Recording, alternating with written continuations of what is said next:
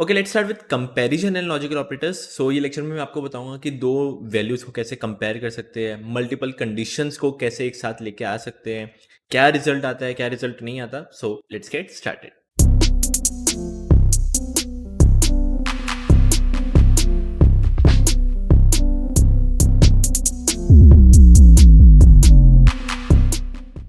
So let's see comparison and logical operators है क्या।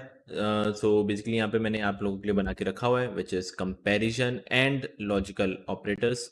सो आप बोलोगे sorry, not identity, comparison and logical operators. So देखते हैं कि क्या है। डोंट वरी, यहाँ पे मैंने टेबल बना के रखा हुआ है। सो आई विल एक्सप्लेन यू कि क्या होता है कैसे नहीं होता। बट याद रखना मेरा मेन काम रहेगा प्रैक्टिकल के थ्रू समझाना। ओके, तो कंपैरिजन ऑपरेटर्स क्या है? Are use to compare two values.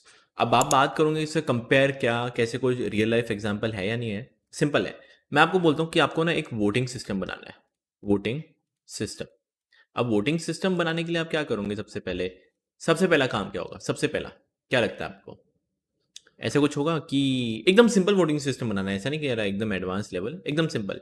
क्या करोगे आप? पूछोगे यूजर से, नहीं पूछोगे ask age, age from user. तो सबसे पहला आपका काम ये होगा।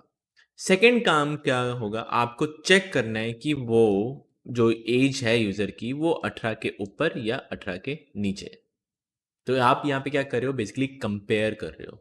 आप किसी भी चीज को अगर आप कंपेयर करते हो वो होगा using comparison operators. Simple. Okay, and यहाँ पे अगर आप देखते हो तो डिफरेंट डिफरेंट टाइप के greater than, less than, greater than, equal to. मैं आपको समझा देता हूँ कैसे। इसको मैं प्रैक्टिकल के थ्रू समझाता हूँ, वो बेटर रहेगा। ओके, सो चलते हैं यहाँ पे एक नया फाइल बना देते हैं which is comparison dot P Y. अब कंपैरिजन ऑपरेटर्स में देखो क्या होता है, सिंपल है। यहाँ पे मैं दो ले लेता हूँ। एक और चीज जो मेरे दिमाग से निकल गई बताना, याद रखना ये कंपैरिजन ऑपरेटर्स अगर हम कंपेयर करेंगे, आंसर जो इसका आंसर आएगा, आंसर इज ऑलवेज यस या नो। और यस या नो को पाइथन के अंदर हम कहते हैं ट्रू या false. So answer will always be in boolean, ये याद रखना। आंसर हमेशा बुलियन में रहेगा एंड ट्रू या फॉल्स रहेगा। ओके, तो बुलियन में रहेगा एंड ट्रू एंड फॉल्स रहेगा। तो देखते हैं इसका आउटपुट क्या आएगा, कैसे होता है। Let's suppose a equal to 20 and b equal to 10। दो वेरिएबल बनाए मैंने। नेक्स्ट चलते हैं, मैं अगर लिखता हूँ print a greater then b, तो मैं देखो बताओ क्या a बड़ा है b से? हाँ, 20 बड़ा है 10 से। इसको रन करते तो ट्रू। देख पा रहे हो, जो मैंने आपको बोला था बुलियन में आएगा। Simple, true. नेक्स्ट चलते हैं, यहाँ पे मैं इसको कमेंट कर देता हूँ, मैं लिख देता हूँ a लेस देन b। क्या a छोटा है b से? क्या a छोटा है b से? 20 10 से छोटा नहीं है, तो आंसर आएगा फॉल्स। सिंपल। आगे बढ़ते हैं। अगर मैं लिखता हूँ a विच इज प्रिंट, वापस मैं लिख रहा हूँ a ग्रेटर देन b लिख रहा हूँ, मैं वापस a ग्रेटर देन b लिखा है, मैं दोनों को 20 कर देता हूँ। ओके, क्या a बड़ा है b से?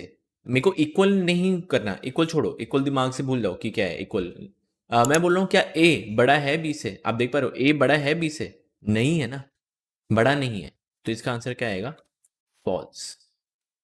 ओके, बट अगर मैं लिखता हूँ a ग्रेटर देन या equal to b, greater than या equal to b, greater than equal to b का मतलब क्या होता है बेसिकली कि क्या a बड़ा या इक्वल, ग्रेटर या इक्वल टू बी है या नहीं। तो आप देख पा रहे हो यस वो है, एंड ग्रेटर तो नहीं है बट इक्वल है, तो आपका आंसर क्या आएगा?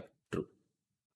सेम गोज वाइस वर्सा, आप इवन ये लिख सकते हो which is a less than equal to B. तो आप देख पा रहे हो a लेस तो नहीं है बट इक्वल है b के, so which is answer true. Next चलते हैं। नेक्स्ट है print a equal to b. Equal to b का क्या मतलब होता है? याद रखना कि क्या लेफ्ट वाली वैल्यू, मतलब क्या a इक्वल है b के। सिंपल याद रखना, सिंगल इक्वल टू नहीं, सिंगल इक्वल टू नहीं। सिंगल इक्वल टू का क्या मतलब होता है? बेसिकली वैल्यू असाइन करना, आपको असाइन नहीं करना, आपको कंपेयर करना है। तो डबल इक्वल टू लिखूंगा, तो क्या a और b इक्वल है? हाँ, आप देख पा रहे हो a और b इक्वल है, दोनों 20 है। रन करता हूं तो आपका आंसर आएगा ट्रू। पढ़िए इसको, अगर मैं 21 कर देता हूं तो क्या इक्वल है बी के? क्या ए इक्वल है बी के? नहीं है, फॉल्स।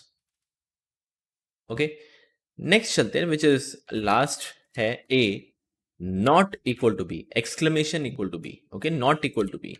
क्या ए और बी इक्वल नहीं है? मेरा इसका इसका इसका समझना क्या मैं क्या कह रहा हूँ। ए और बी इक्वल नहीं होने चाहिए, तो आप देख पा रहे हो ए और बी इक्वल नहीं है, तो मतलब आंसर इसका ट्रू आएगा। ट्रू। ए बी के इक्वल नहीं होना चाहिए, आप देख पा रहे हो इक्वल नहीं है, तो आंसर ट्रू। सिंपल। तो अगर मैं इसको 20 कर देता हूँ, वापस मैं बोलता हूँ क्या ए बी के इक्वल नहीं होना चाहिए, पर आप देख पा रहे हो इक्वल है, तो आपका आंसर आएगा फॉल्स। ओके, सो बेसिकली इतना इजी था कंपैरिजन ऑपरेटर्स, और अगर आप यहाँ पे भी देखोगे वही लिखे हुए comparison operators, greater than, less than, greater than equal to, less than equal to, equal to and not equal to, सब यहाँ पे मिलेंगे। ओके, नेक्स्ट चलते हैं आपके विच इज लॉजिकल ऑपरेटर्स। बहुत ही इंपॉर्टेंट है, बहुत ही इंपॉर्टेंट, बहुत ही इंपॉर्टेंट। ओके, इसका डेफिनेशन पढ़ोगे आपको नहीं समझ में आएगा कि are use to combine conditional statements. ये क्या है सर, कैसे है, समझाओ थोड़ा सा कुछ। मैं आपको बताता हूँ कैसे है। ओके, आपको एक चीज़ करनी है। एक मैं आपको क्वेश्चन दे रहा हूँ, आपको दो चीज़ें करनी है। पहला है कि आस्क मार्क्स, या आस्क क्या लिखूँ मैं इधर, मैं आपके लिए मैं लिख सकता हूँ which is ask physics marks. Ask physics marks, एक फिजिक्स मार्क्स पूछना है आपको यूजर से, एंड आपको पूछना है ask chemistry marks. Okay, so basically क्या है, एक ऐसा रियल लाइफ एग्जांपल पकड़ो। मैं आपको बोलता हूँ आप एक ट्रेनर हो, या आप एक टीचर हो, या आप एक प्रोफेसर हो। मैंने आपको बोल के रखा हुआ है, या मैं प्रिंसिपल हूँ, जो भी है, मैंने आपको बोल के रखा हुआ है कि जो स्टूडेंट फिजिक्स में एंड केमिस्ट्री में दोनों में पास हो, तो ही उस स्टूडेंट को सिलेक्ट करना है। तो आप कैसे करोगे आप? ओके, सो बेसिकली आपके यहाँ पे बेसिकली दो कंडीशन हो रही है, दो कंडीशन क्या है कि पहले मैं देखता हूँ कि फिजिक्स में पास है या नहीं। तो फिजिक्स में पास होने के लिए क्या होगा, which is physics greater than 33, ये याद रखो, ग्रेटर देन 33। नेक्स्ट दूसरी कंडीशन क्या होगी, विच इज केमिस्ट्री में भी ग्रेटर देन 33। अब आप दो कंडीशन को क्या चाहते हो, जोड़ना। तो मैं इधर लिखूंगा एंड का मतलब क्या हुआ कि फिजिक्स में भी ग्रेटर देन 33 हो एंड केमिस्ट्री में भी ग्रेटर देन 33 हो, तो ही ये मेरा पूरा किस में कन्वर्ट हो जाएगा, ट्रू में। ये चीज याद रखना। एंड या आपको मैं अगर हिंट दूं, अगर आप एक साइंस बैकग्राउंड के हो, तो आपको लॉजिक गेट्स पता होना चाहिए, वो सेम है ये चीज, लॉजिक गेट्स। तो अगर आपको चाहते हो कि दो कंडीशन ट्रू हो, या दो कंडीशन ट्रू हो तभी मेरा आंसर ट्रू आना चाहिए, तो तभी आपका आंसर ट्रू आएगा। तो फॉर एग्जाम्पल उसके फिजिक्स में वो फेल है, फिजिक्स में फेल है, बट केमिस्ट्री में पास है, तो फिजिक्स में फेल तो मैं फॉल्स लिख रहा हूँ, केमिस्ट्री में पास है तो मैं ट्रू लिख रहा हूँ, और फॉल्स और ट्रू कन्वर्ट हो जाएगा फॉल्स में। क्यों? क्योंकि एक कंडीशन गलत है। एंड में तभी काम चीज करेगी, एंड में देखो तभी काम करेगी, return true if both statement are true. Okay, तो एक सिंपल मैं यहाँ पे ऐसे एक चीज बना देता हूँ आप लोगों के लिए, which is condition condition 1। Okay, यहाँ पे मैं कंडीशन 2 दे रहा हूँ, और यहाँ पे मैं रिजल्ट दे रहा हूँ। ओके, मान के चलो पहली कंडीशन फॉल्स, कंडीशन 2 भी फॉल्स, पहली फॉल्स दूसरी ट्रू, दूसरी पहली ट्रू दूसरी फॉल्स, एंड दोनों ट्रू। अगर आप एंड लगाते हो, एंड दोनों कंडीशन फॉल्स है, मतलब दोनों में फेल है, फिजिक्स में भी फेल, केमिस्ट्री में भी fail, result fail, false. Next, physics में फेल है बट केमिस्ट्री में पास है, ट्रू, पर फिर भी फॉल्स, क्योंकि एक फॉल्स हो गया ना आपका। वाइस वर्सा भी, ट्रू फॉल्स तो फॉल्स, बट दोनों में पास है तो ट्रू। तो ये था आपका लॉजिक वाला, या लॉजिकल ऑपरेटर्स, जो मैंने आपको पहले समझाया। एंड और पे चलते हैं। अब आपका क्वेश्चन ये है कि सर मैं आपको दे रहा हूं स्टूडेंट, जो स्टूडेंट फिजिक्स में ग्रेटर देन 30 या फिजिक्स में पास है, या फिर केमिस्ट्री में भी पास है, तो आप उसको सिलेक्ट कर सकते हो।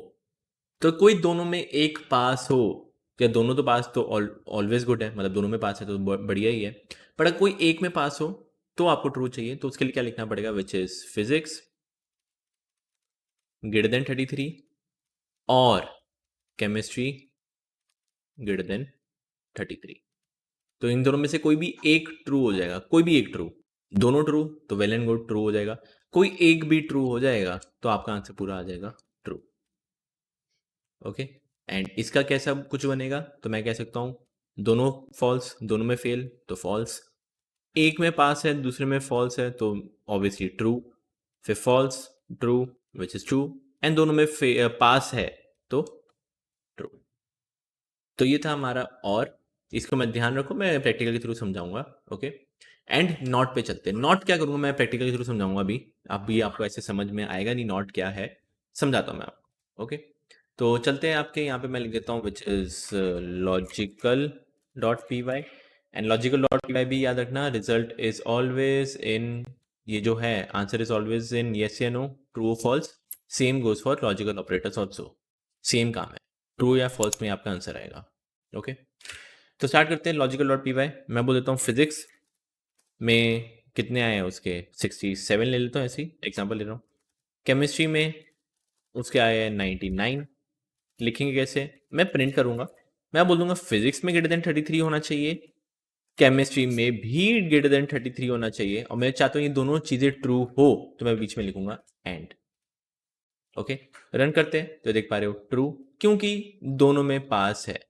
एक में पास कर देता हूँ 19, रन करता हूँ फॉल्स, जो कि मैंने आपको समझा दिया। केमिस्ट्री में फेल है तो फेल हो जाएगा, बट यही चीज़ अगर मैं इधर लिख देता हूँ और और तो और क्या करेगा, कोई भी एक ट्रू हो चल जाएगा। तो आप देख पा रहे हो केमिस्ट्री में तो फेल है बट फिजिक्स में पास है, रन कर रहा हूँ, देख पा रहे हो ट्रू। ओके, सो ये थे आपके basically logical operators. And not के बारे में बताता हूँ, नॉट क्या करता है। नॉट सिंपल याद रखना, मैं इधर कमेंट में लिख देता हूँ, not reverse reverses the result, या रिवर्स द रिजल्ट, या रिवर्सेस द रिजल्ट। ये क्या होगा, फॉर एग्जाम्पल अगर आपका आंसर ट्रू है उसको फॉल्स कर देगा, और अगर फॉल्स है तो उसको ट्रू कर देगा। वो कैसे, सिंपल मैं बता देता हूँ आपको। फिजिक्स में ग्रेटर देन 33, देखते हैं क्या फिजिक्स में ग्रेटर देन 33 ये है, हाँ 67 ग्रेटर देन 33 है, ट्रू आ रहा है। अगर इसके आगे आप नॉट लगा देते हो, सेव करके रन करूंगा तो देखो क्या आ रहा है, फॉल्स। तो किसी भी के आगे आप नॉट या कुछ भी लगा दोगे वो आपका उल्टा हो जाएगा। सेम अगर मैं एक और आपके सामने इसको, इसका एग्जांपल लेता हूँ मैं आपको, देखो कैसे होगा। मैं इसको अनकमेंट कर लेता हूँ, फिजिक्स में ग्रेटर देन 33 या फिर केमिस्ट्री में ग्रेटर देन 33। तो आप देख पा रहे हो फिजिक्स में तो है ग्रेटर देन 33, तो आपका आंसर इसका ट्रू आएगा। ओके, ट्रू आ रहा है। ओके, इसको पूरे को एक मैं ब्रैकेट में डाल देता हूँ, देखो मैंने ब्रैकेट में डाल दिया और पूरे के आगे मैंने नॉट लगा दिया। ओके, आपको पता था ना इसका पूरा आंसर ट्रू आएगा, ये ट्रू आएगा, आगे नॉट लगा दिया तो क्या हो जाएगा, फॉल्स। तो ये थे आपके बेसिकली लॉजिकल ऑपरेटर्स। एंड याद रखना ये मैंने अर्थमेटिक के लिए भी प्रैक्टिस दिया हुआ था, कंपैरिजन एंड लॉजिकल ऑपरेटर्स के लिए भी प्रैक्टिस मैं आपको दूंगा, जो कि आपको खुद करने बहुत ही ईजी है, खुद करने आपको। I will upload this and let me know in comments कि कुछ आपको नहीं समझ में आया तो कमेंट में मेरे को बताना।